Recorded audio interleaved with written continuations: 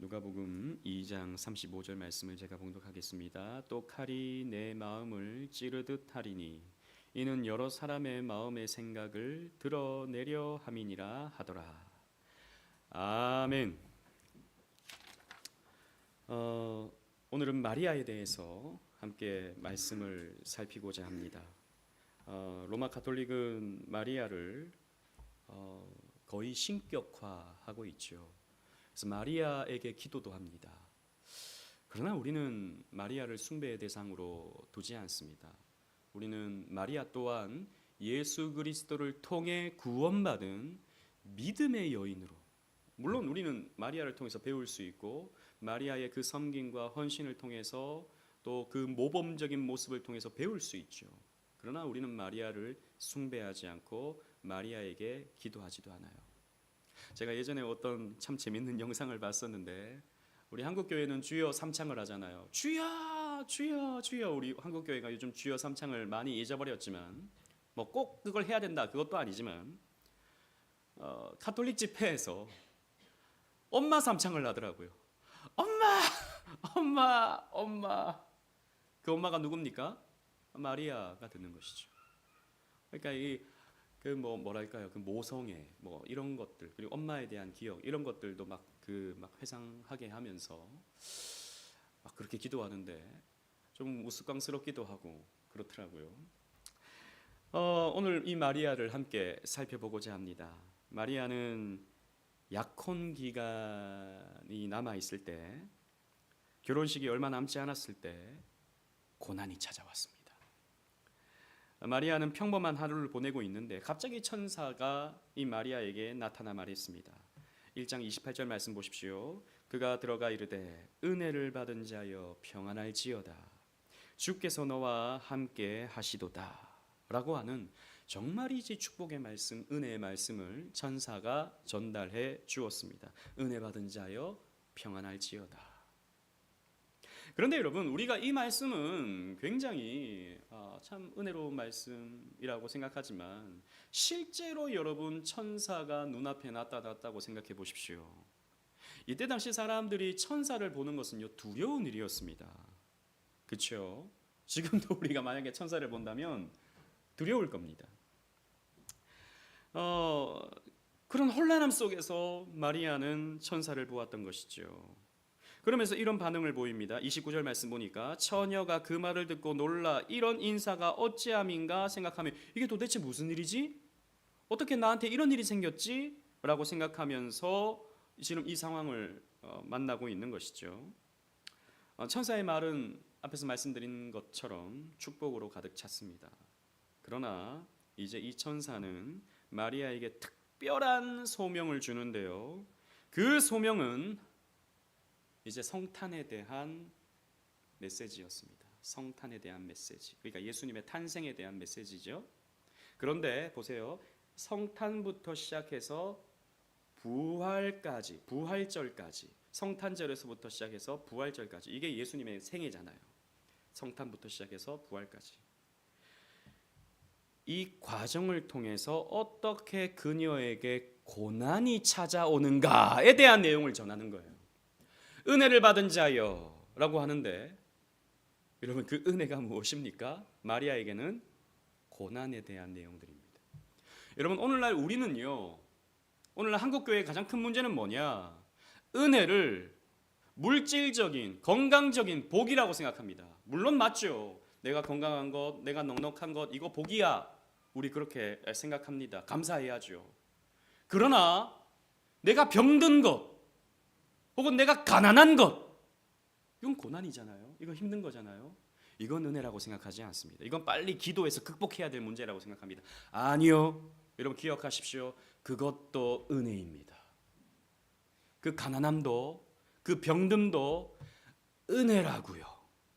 하나님의 거룩한 뜻 가운데 우리의 삶에 필요하기 때문에 주어지는 은혜의 과정이라고요. 우린 이것도 감사할 수 있어야 되거든요. 이것도 하나님 주신 거라고 생각해야 되거든요. 그런데 우리 한국교회는 이제 70년대, 80년대를 거치면서 이 기복주의가 자리 잡아서 이런 것들은 은혜 아니라고 생각합니다. 아니요, 은혜를 받은 자요 라고 마리아에게 말하고 있습니다. 근데 그 은혜를 받은 그 결과가 마리아에게는 무엇이었다? 고난이었다. 상상할 수 없는 고통이었다라는 것입니다. 그래서 이 마리아는 어디로 소명받았습니까? 무엇으로부터 부르심을 받았습니까? 고통으로부터 부르심을 받은 거예요. 31절로 33절 말씀을 보십시오. 제가 31절 32절을 읽고 33절 다 같이 한번 읽어보겠습니다. 보라, 내가 잉태하여 아들을 낳으리니 그 이름을 예수라 하라. 그가 큰 자가 되고 지극히 높으신 이의 아들이라 일컬어질 것이요 주 하나님께서 그 조상 다윗의 왕위를 그에게 주시리니 시작 영원히 야곱의 집을 왕으로 다스릴 것이며 그 나라가 무궁하리라. 아멘. 이 말 자체는 축복의 말씀이에요. 그죠? 네가 이제 아들을 잉태하여 낳게 된다. 그 이름은 예수다. 근데 그분은 단순한 사람이 아니라 지극히 높으신 하나님의 아들이다. 너는 하나님의 아들을 낳게 될 것이다. 그분은 야곱의 집을 영원히 다스릴 왕이다 라고 하는 거예요. 근데 여러분, 이걸 우리가 들으면 메시아가 태어난다는 복된 소식이구나 이렇게 생각하지만 이걸 누군가에게 말하는 그 순간 이건 어떤 일이 되죠? 반역이 됩니다. 나는 왕을 낳았어. 이 사람이 왕이야 라고 하면요, 그때 당시 왕이 있었거든요. 누구였습니까? 헤롯이 왕이었습니다. 유대 왕이었습니다. 또 다른 왕이 태어났다고요? 이게 무엇입니까? 반역의 소식입니다. 반역입니다. 무서운 말이 되는 것이죠.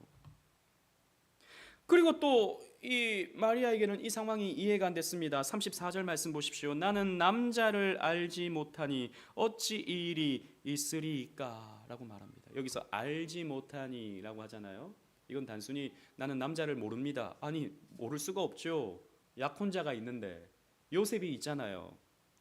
이 알지 못한다 할 때 이 알다가 제가 주일에 말씀드렸던 야다, 히브리어로 보면 야다, 헬라어로는 기노스코. 이건 단순히 이름 정도 아는 것 말고, 그 사람의 외모 정도를 아는 것 말고, 부부관계에 깊이 아는 교제, 연결된 그 관계 속에서 서로의 깊이 아는 그 알을 기노스코라는 말로 표현하고 있는 거죠. 그러니까 나는 남자와 같이 살지 아니하는데, 남자와 관계를 맺지 않았는데 내가 어찌 아이를 낳을 수 있겠습니까? 라고 이렇게 묻고 있는 것이죠. 여러분 생각해 보십시오. 지금 마리아가 아이를 임신하고 아이를 낳게 된다는 것은요, 요셉에게, 약혼한 요셉에게 있어서 충격입니다.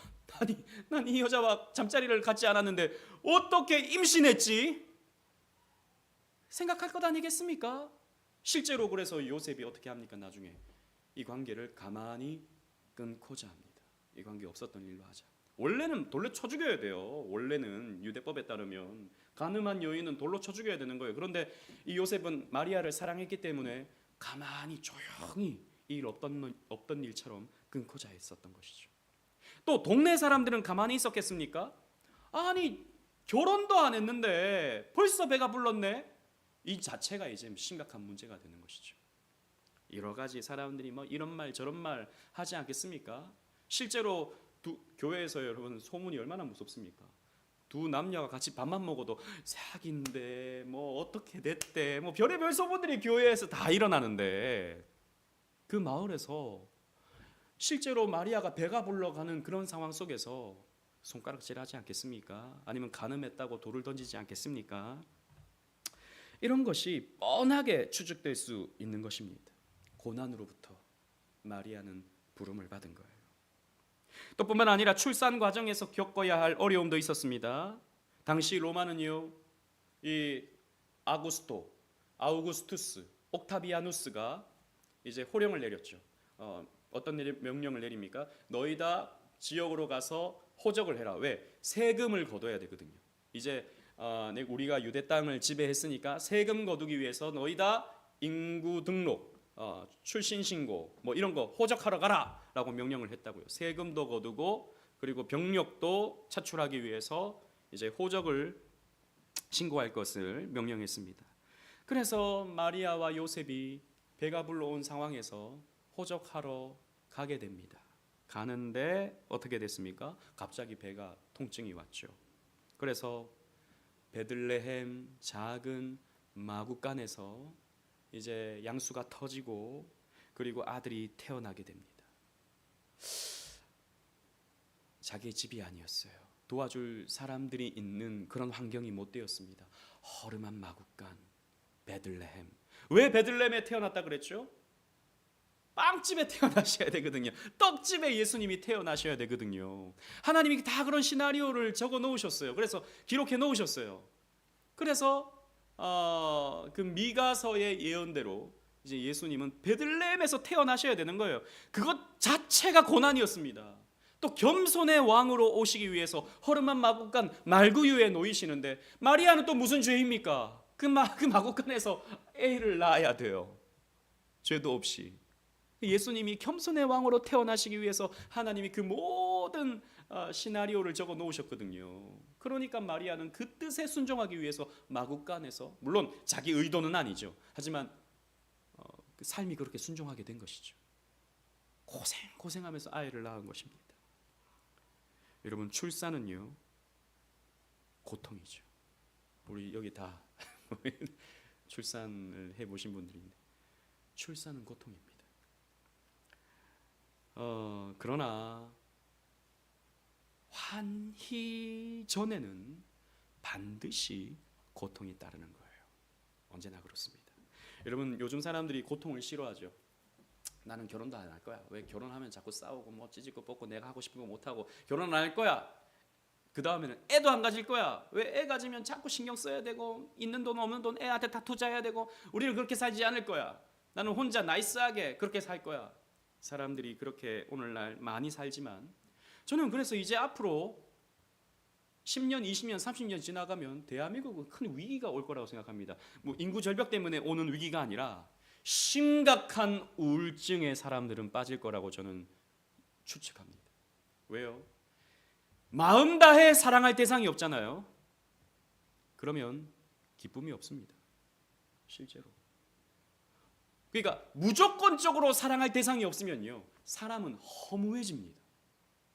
실제로 그런 일들을 딩크족들 혹은 홀로 살아가는 사람들이 다 겪고 있죠. 외롭죠. 옆에 누가 있어도 외로워요.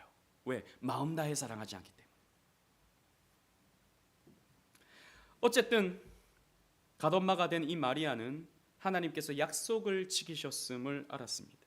그리고 목자들이 크게 기뻐하며 좋은 소식을 축하하며 들려주었지만 그러나 그 어떤 것도 쉽지 않았던 마리아의 상황이었습니다.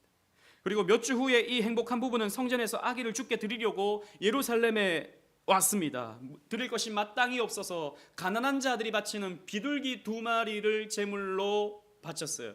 여러분, 원래 보통 사람들은 양 가지고 오거든요. 부자들은 소 가지고 오거든요. 가난한 사람들은 뭐 가지고 옵니까?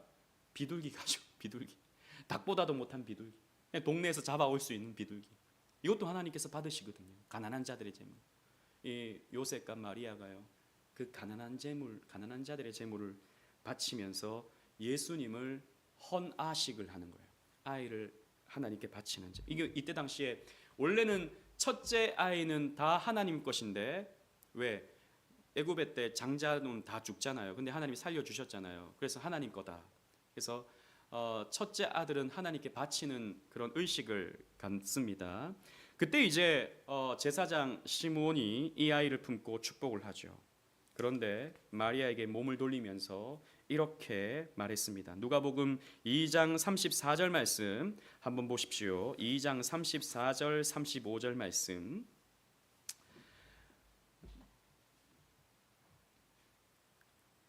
몇 주 후에 아이가 태어난 지 몇 주 후에 이런 예언을 듣게 됩니다. 시므온이 그들에게 축복하고 그의 어머니 마리아에게 말하여 이르되 보라 이는 이스라엘 중 많은 사람을 패하거나 흥하게 하며 비방을 받는 표적이 되게 하기 위하여 세움을 받았고 시작 또 칼이 내 마음을 찌르듯 하리니 이는 여러 사람의 마음의 생각을 드러내려 함이니라 하더라. 아멘.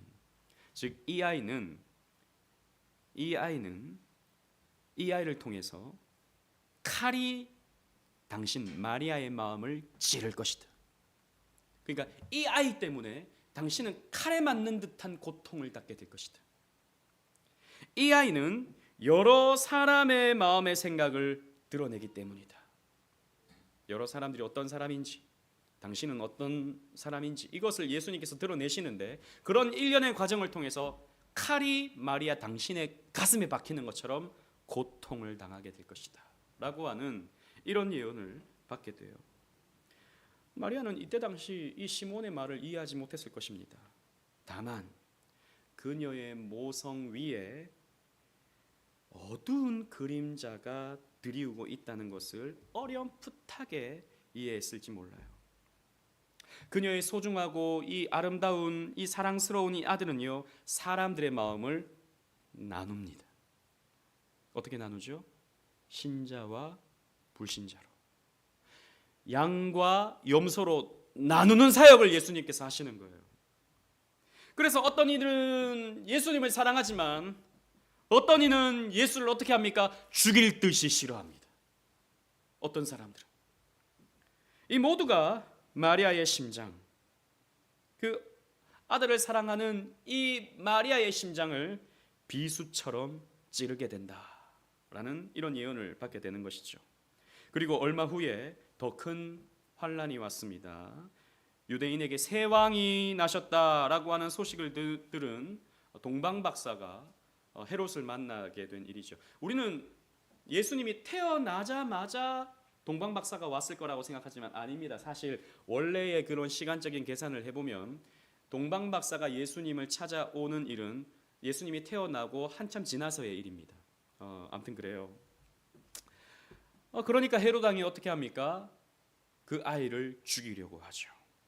그래서 이 요셉과 마리아는 가능한 한 멀리 피신해야 했습니다. 가족은 먼 길을 떠났어요. 마리아와 요셉은 우리가 잘 아는 것처럼 가난했습니다. 무슨 노잣돈이 있는 것이 아니었어요. 이 마리아와 요셉은요, 그리고 예수님은요, 집 없는 난민이 되었습니다. 집이 없는 난민요, 불법 이민자가 되었습니다. 애굽으로 이민을 갔어야 됐거든요. 잠시지만. 여러분, 지금도 전쟁이 일어나서 난민들, 배 타고 오는 난민들 혹은 불법 이민자들 이렇게 있지 않습니까? 마리아는 그런 상황을 겪었다고요. 그리고 메시아로 산다는 것도 아주 큰 고통이었습니다. 메시아의 어머니로 산다는 것. 이 성탄 이야기는 마리아에게 닥친 고난의 끝이 아니라 시작에 불과했죠. 예수님은 실로 착한 아들이었습니다. 실제로 여러분 누가복음 2장 51절에 보면 나사렛에 이르러 순종하여 받으시더라. 예수님은 어머니에게 순종하며 어머님을 잘 섬겼습니다. 그러나 예수님이 자라가면서 하나님의 아들이라는 그 독특한 정체성 때문에, 세상의 구주로서의 특별한 소명 때문에 예수님은 다른 모습을 보여주게 되죠. 예수님은. 그러면서 여러 가지 에피소드가 있는데 예수님의 유년 시절에 대해서 아주 독특하게 기록하고 있는 것이 누가복음의 기록입니다. 6월절이 되었을 때, 예수님은 12살이 되었을 때 이제 예루살렘에 갔다가 돌아오는 길에 예수님을 잃어버리게 되는 일이 발생했죠. 예수님이 갑자기 없어졌어요. 뭐 이런 상황들이 일어날 수밖에 없는 그런 상황들이 있었습니다. 이때 당시에는 수십만 명의 사람들이 동시에 이동하게 되면서, 그러니까 남자들끼리 원래 이동하고 여자들은 뒤에 따라오는 게 관습이었거든요. 아마도 요셉은 엄마와 같이 오겠지라고 생각했을 것이고, 아마도 마리아는 아빠랑 앞서가겠지라고 생각하면서 예수님을 놓쳐버린 거예요. 하룻길을 갔는데 나중에 보니까 아이가 없는 것입니다. 그래서 다시 예루살렘으로 돌아가죠. 예루살렘으로 하룻길을 다시 돌아가게 되면서 결국에 셋째 날이 되어서 3일 동안 예수님을 찾아 헤맨 거예요. 그때 이제 이 유명한 일이 일어나게 되는 것입니다. 원래 12살에서 이제 13살로 넘어가는 그때가 뭐냐면 바 미츠바가 되는 겁니다. 바 미츠바. 바라는 말은 아들이고요, 미츠바라는 말은 율법이라는 말인데 율법의 아들이 되는 거예요. 무슨 말이냐면 13살이 되면 이제 성인식을 하게 되는 것입니다. 그때 나이가 예수님께서 딱 될 커트라인이었어요. 그때 이제 예수님께서 성전에서 율법의 아들이 되시죠. 율법의 아들. 사실 예수님은 율법의 아들이 아니라 율법의 제정자신데 이 율법의 아들로서의 모습을 보여주십니다. 여러분 누가복음 2장 43절 45절 말씀을 보십시오. 제가 43절 44절 그날들을 마치고 돌아갈 때에 아이 예수는 예루살렘에 머무셨더라. 그 부모는 이를 알지 못하고 동행 중에 있는 줄로 생각하고 하룻길을 간 후 친족과 아는 자 중에서 찾되 시작 만나지 못함에 찾으면서 예루살렘에 돌아갔더니 나중에 예루살렘까지 돌아간 거예요. 행방불명된 그 아이의 상황 속에서 그 어머니의 마음은 어땠을까요? 아이를 잃어버린 어머니의 마음 혼비백산일 겁니다. 혼비백산.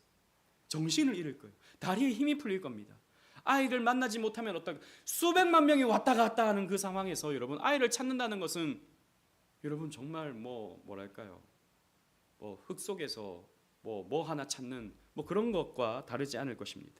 3일이 걸려서 이제 예수님을 겨우 찾았는데 그때 이 마리아가 화가 났습니다. 48절 말씀 보십시오. 그의 부모가 보고 놀라며 그의 어머니는 이르되 아이야 어찌하여 우리에게 이렇게 하였느냐.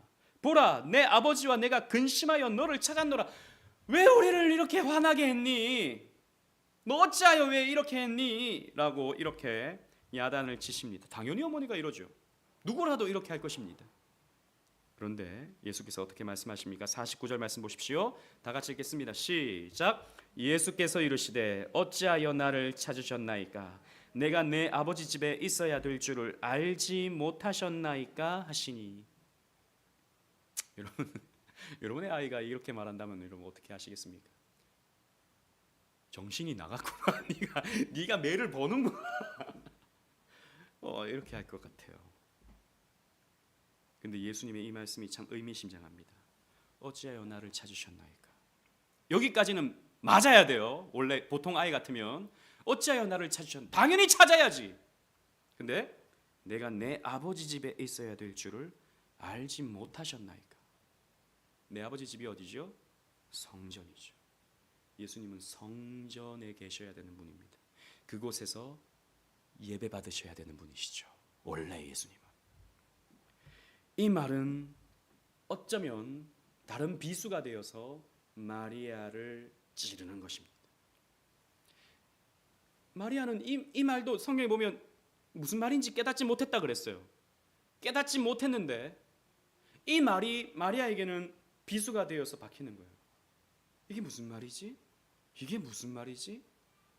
하나님의 아들이라고 하는 거 알면서도 이게 무슨 말이지? 라고 하는 비수가 되어서 그 심장을 뚫었던 것이죠. 나중에 예수님은 장성하자 집을 떠나셨습니다. 30살쯤 되었을 때 예수님은 집을 나가셨어요. 근데 사실 이것도 여러분 아마도 여러 정황들을 보면 요셉은 빨리 세상을 떠났던 것 같아요. 어느 순간부터 요셉은 등장하지 않거든요.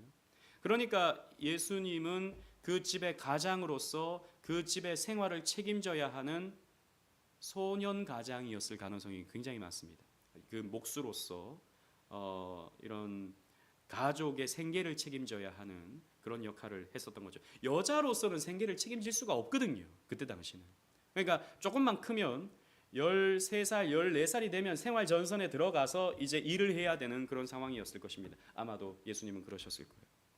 그런데 예수님이 집을 나가시는 겁니다.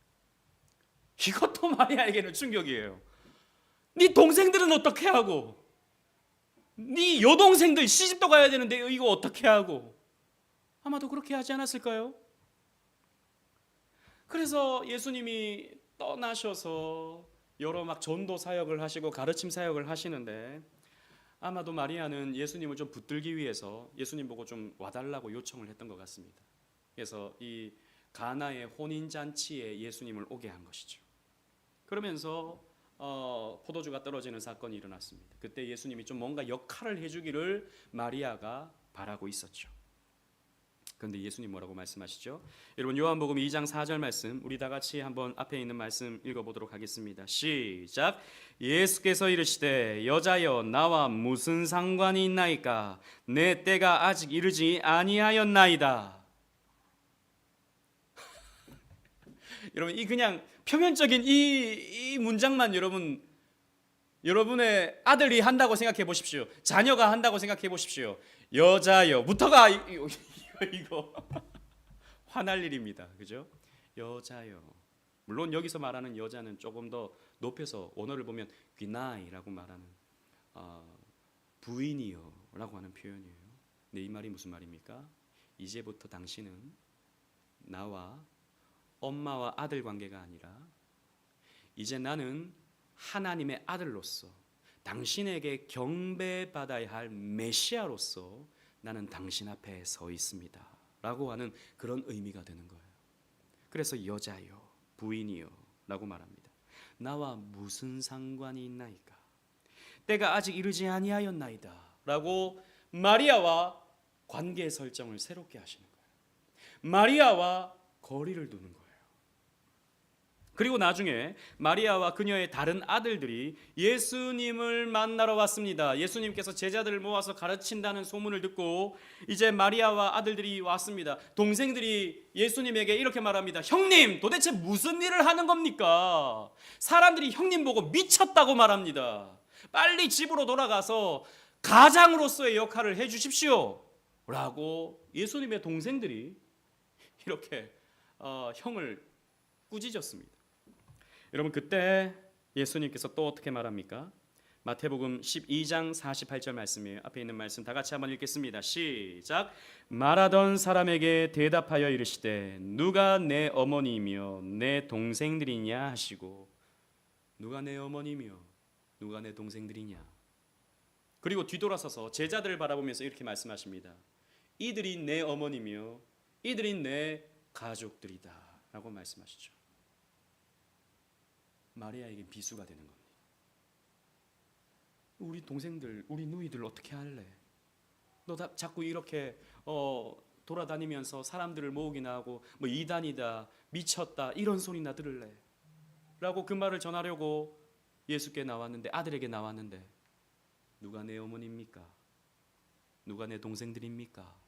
라고 말하는 이 상황이 마리아로서는 이해가 쉽지 않은 것입니다. 앞에서 말씀드린 것처럼 이것은 뭐랄까요, 불효가 아니죠. 이것은 윤리적인 어떤 예수님의 문제점을 우리가 찾고 그럴 수 없는 것입니다. 이것은 하나님의 아들이신 예수님께서 이제 메시아로서 자신을 드러내는 모습이라고 볼 수 있게 되는 것입니다. 어쨌든 마리아의 최고의 고통은 갈보리 언덕 십자가에 달리신 아들을 보는 것이었습니다. 마리아는 자기 아들이 고문당하는 것을 보았어요. 죽는 것까지 보았습니다. 아들이 발가벗겨지고 군인들이 제비를 뽑으면서 그 옷을 나누어 갖고 십자가에 높이 달려지우는 것을 마리아는 보았습니다. 그 십자가에 흐르는 피를 보았고 조롱하는 사람들의 소리를 마리아는 들었습니다. 그 하나님의 차가운 진노, 그 하나님의 진노의 그림자를 마리아도 보았습니다. 여러분 보세요. 예수님의 어머니 마리아보다 더 깊은 고통을 당한 어머니가 또 있을까요? 어릴 때부터 자기와 관계 설정을 합니다. 나중에 자라서는 어머니가 내 어머니가 아니라고 말합니다. 그리고 33살쯤 나이가 되었을 때 가장 잔인한 죄수의 모습으로 사람들에게 저주를 받으면서, 또 다르게 표현하면 하나님의 저주를 받으면서 그 아들이 죽임을 당합니다. 이보다 더 고통을 당한 어머니가 또 있겠습니까? 이 토마스 워튼이라고 하는 시인이 있습니다. 이 시인이 이 십자가에서 아들을 잃은 마리아의 극심한 고통을 이렇게 표현했어요. 제가 한번 읽어보겠습니다. 보라, 저 아래 마리아가 가엾도록 타당한 눈물을 흘리며 울고 서 있다. 그리스도가 달리신 곳에서 가슴을 친다. 길게 흐트러진 머리카락을 쥐어뜯는다. 나의 침통한 머리를 어디에 둘 수 있을까? 나의 아들, 나의 왕, 나의 하나님이 죽으셨다. 여러분, 이 시를 여러분 이해하시겠습니까? 그 마리아의 그 심정을 여러분 이해하시겠습니까? 마리아에게 있어서 예수님은요 아들이셨습니다. 또 동시에 왕이셨죠. 또 동시에 하나님이셨습니다. 마리아는 이 모든 고통을, 이 모든 슬픔을 어떻게 견딜 수 있었을까요? 우리는 그녀가 이 고난이 찾아왔을 때 어떻게 극복했는지를 보면서 배울 수 있습니다. 여러분, 마리아는 천사가 하나님의 독생자를 낳으라고 요구했을 때 마리아가 보였던 반응이 있었습니다. 천사가 성령께서 그녀를 덮을 거라고 말해줬을 때, 하나님에게는 불가능이 없다라는 것을 알려주었을 때 그녀는요 이렇게 말했습니다. 누가복음 1장 38절 말씀 우리 다 같이 한번 읽어보겠습니다. 누가복음 1장 38절이에요. 다 같이 읽겠습니다. 시작. 마리아가 이르되 주의 여종이오니 말씀대로 내게 이루어지이다 하매 천사가 떠나가니라. 아멘. 나는 주의 여종입니다. 나는 주님의 종입니다. 그러므로 주의 말씀이 내게 주어진다면 그 말씀대로 이루어질 것입니다. 여러분, 이것이 고난을 이기는 성도의 자세입니다. 이것이 주님께서 허락하신다면, 이것이 주님께서 허락하신 일이라면 주의 뜻대로 될 것입니다 라고 받아들이는 자세. 여러분, 저와 여러분들은 우리 하나님의 종입니다. 아닙니까? 하나님의 종들이에요. 우리는 다 주님의 소유입니다. 여러분, 우리의 삶에 일어나는 모든 일은, 오늘 내가 만난 사람, 오늘 내가 먹은 음식, 내가 오늘 만난 평범한 일들, 모든 것은 다 하나님의 허락하심 속에서 일어나는 일들이에요. 좋은 일이든 나쁜 일이든 슬픈 일이든 기쁜 일이든 그 모든 것은 하나님의 허락하심 속에서 일어나는 일들입니다. 그렇다면 거기에 무엇이 있죠? 하나님의 뜻이 있습니다.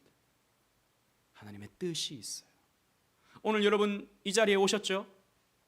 오늘 날씨가 이렇게 추운데 수요일 뵈니까 당연히 오지 라고 생각하셨지만 아닙니다. 여러분, 우리는 오지 못할 이유를 100개도 찾을 수 있습니다. 그렇잖아요. 여러분, 다 오지 못할 이유를 만들려면 얼마든지 만들 수 있잖아요. 근데 오셨어요.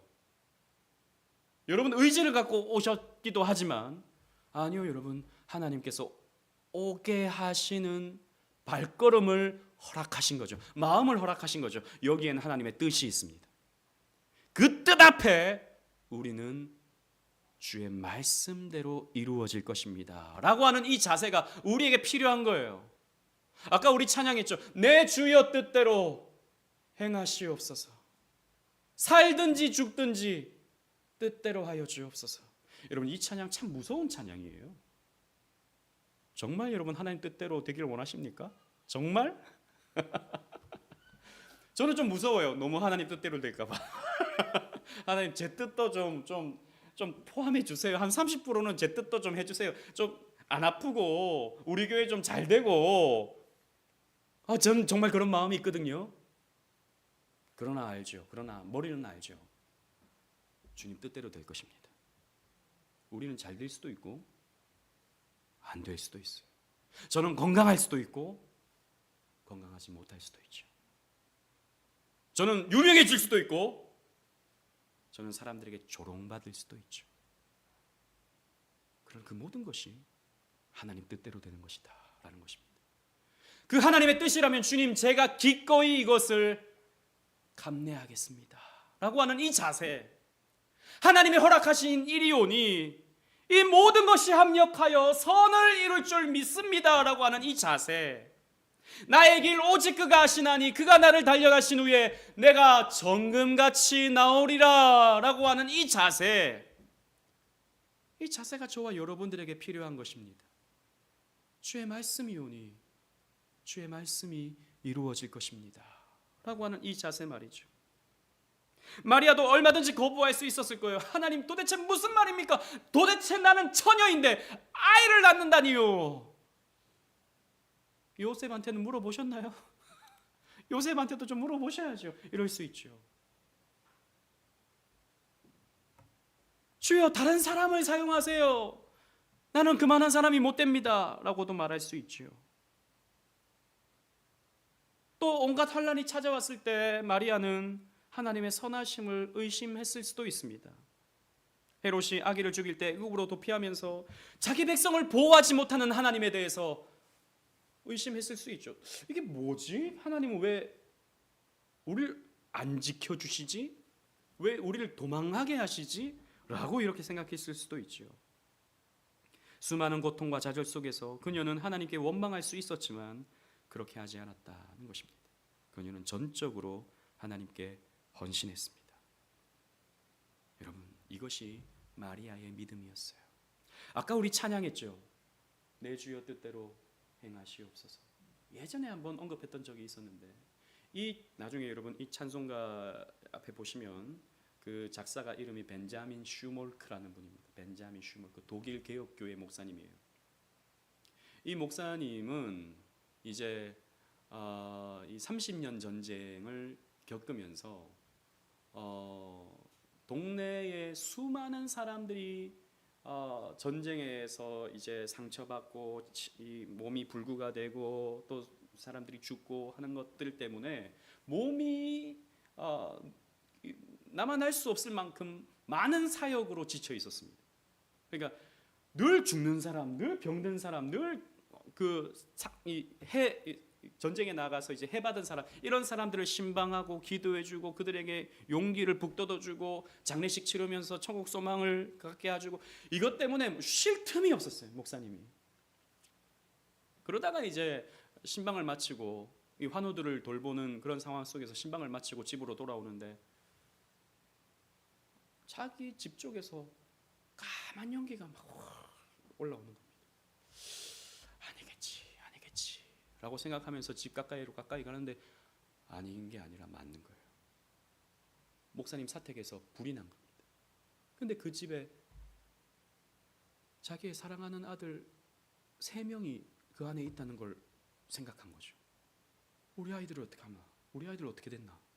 사모님이랑 아마 신방을 했었던 것 같아요. 그래서 집을 불이 나게 뛰어갔습니다. 근데 그때 아이들 3명이 새까맣게 타 있는 거예요. 3명이 새까맣게 타 있는 것입니다. 그 아이를 보면서 절규했죠. 아니 도대체 무슨 일입니까 이게? 나는 믿음 지킨다고. 그때 당시 천주교와 이 개신교가 싸우면서 서로 피비린내나는 싸움을 30년 동안 하면서, 그래도 나는 목숨 걸면서 믿음 지킨다고 지금까지 해왔는데, 또 성도들을 돌보느라고 우리 가족을 돌볼 시간이 없을 만큼 열심히 부지런히 신방하고 장례 치르고 신방하고 장례 치르고 그 일을 감당했는데, 하나님, 이게 내가 순종한 결과입니까? 라고 하는 그런 탄식이 나오는 거죠. 그렇지 않겠습니까? 그렇지 않겠어요? 누구라도 그렇게 하지 않겠어요? 그런데 그때 하나님의 마음이 생각이 나는 거죠. 자식을 잃어서 그렇게 슬프냐? 아이를 잃어서 그렇게 힘이 드느냐? 나도 그 마음을 안다. 나도 너의 그 마음을 안다. 나도 내 아들이 십자가에 달려서 너의 아들처럼 죽었다. 나도 그래서 너의 마음을 안다. 라고 하는 그런 마음을 이 벤자민 슈볼크 목사님이 갖게 됩니다. 그러면서 이 찬송시를 적은 거예요. 내 주여 뜻대로 행하시옵소서. 주님 뜻이라면 내가 기꺼이 이것을 받아들이겠습니다. 주님도 때로는 울기도 하셨는데 저도 눈물 흘리는 게 당연하지 않겠습니까? 주님께서 그렇게 고난당하셨는데 나도 이 작은 고난에 참여하는 것이 마땅하지 않겠습니까? 우리 자녀들은 이 땅에서 이렇게 비참한 죽음을 당했지만 그래도 이 순간 천국에서 안식할 것을 생각하면 내가 위로가 됩니다. 이 땅, 이 험한 세상, 이 전쟁 많은 세상 속에서 사는 것보다 천국에 사는 것이 더 행복한 것임을 내가 생각하니까 위로가 됩니다. 하나님, 주님 뜻이라면, 이것이 주님 뜻이라면 내가 기꺼이 받아들이겠습니다 라고 이 찬송시를 적은 거죠. 마리아도 마찬가지입니다. 주의 여종이 오니 말씀대로 내게 이루어지이다 라고 했습니다. 여러분 보세요. 천사가 전한 은혜를 입은 자여 평안할지어다 라고 한 이 역설적인 인사를 받게 되자 마리아는 환란에 빠졌습니다. 두려워하지 말라, 하나님께서는 능치 못할 일이 없다 라는 말을 들었지만 그녀의 삶은 너무나도 힘들고 고난이 많은 삶이었습니다. 그런데 보십시오. 헤롯이 군사들을 보내 피비린내 나는 일을 자행했을 때 하나님은 마리아의 아기를 보호하셨습니다. 그분은 애굽으로 떠나는 모자와 함께 하셨고, 하나님은 이 모자와 함께 하셨고 다시 안전하게 나사렛으로 데려오셨죠. 마리아가 예수님을 잃어버렸다고 생각했을 때 하나님은 성전에서 그분의 아들을 안전하게 지키셨습니다. 또 예수님이 십자가에 죽으실 때에도 하나님은 사랑하는 사도 요한에게 마리아를 맡기심으로써 마리아가 잘 보살핌을 받을 수 있도록 확실하게 인도해 주셨습니다. 예수님은 3일 후에 죽은 자 가운데서 부활하셨고 마리아의 환난은 그때로부터 끝이 났습니다. 여러분 보십시오. 우리가 마지막으로 마리아를 엿볼 수 있는 것은 예수님이 승천하시고 제자들이 다락방에 모여 기도할 때 마리아는 제자들과 함께 했어요. 여러분 본문 말씀을 보시면 사도행전 1장 14절, 제가 자막에 못 넣었는데요. 사도행전 1장 14절에 이런 말씀이 있습니다. 여자들과 예수의 어머니 마리아와 예수의 아우들과 더불어 마음을 같이하여 오로지 기도에 힘쓰더라. 마리아가 또 예수의 다른 아우들, 다른 형제들, 형 보고 미쳤다고 했던, 집이 나가자고 했던 그 아우들이 이제 예수님을 통해서 믿음을 갖고 함께 성령 받기를 기도하는 거예요. 이게 마지막 장면입니다. 마리아의 마지막 장면. 보십시오. 자기의 전생애를 들여 섬겼던 하나님께, 모든 환난을 지나는 동안 자기와 함께 하셨던 하나님께 이 마리아는 경배하며 기도하는 삶을 살았다는 것이죠. 그리고 실제로 예수님을 이 땅에 오게 하는 통로로서 인간 가운데 가장 영광스럽게 쓰임을 받는 여인이 될 수 있었다는 것입니다. 그러므로 여러분, 저와 여러분들 오늘 우리에게 주어진 작은 삶 앞에, 거기에서 크고 작은 문제와 상처와 힘겨움과 또 때로는 우리의 인생에 찾아오는 고난 앞에서 쉽지 않아요. 쉽지 않아요. 그러나 애써 이렇게 고백하십시다. 주의 뜻이오니, 주의 말씀이오니 선하게 이루어질 것입니다. 이렇게 주님 앞에 고백하며 하나님께 영광 올려드리며 살아가는 저와 여러분들 되시기를 주님 이름으로